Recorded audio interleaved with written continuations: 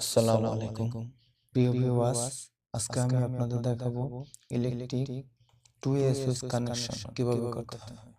এখানে আপনারা দেখতে পাচ্ছেন আমি কিছু সিম্বল এঁকেছি।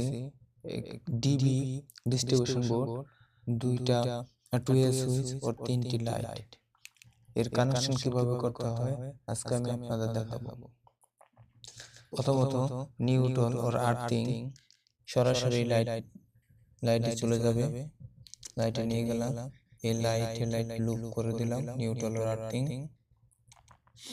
এরপরে আমরা ফেজ প্রথম সুইচের কমন টার্মিনালে আমরা অ্যাড করে দিলাম। এই দুই কেবল এইভাবে জুড়ে দিতে হবে। এরপরে লাইট থেকে হাফ আমাদের এই দ্বিতীয় সুইচের কমন টার্মিনালে আসবে। এই আমাদের 2A সুইচ কানেকশন হয়ে গেল।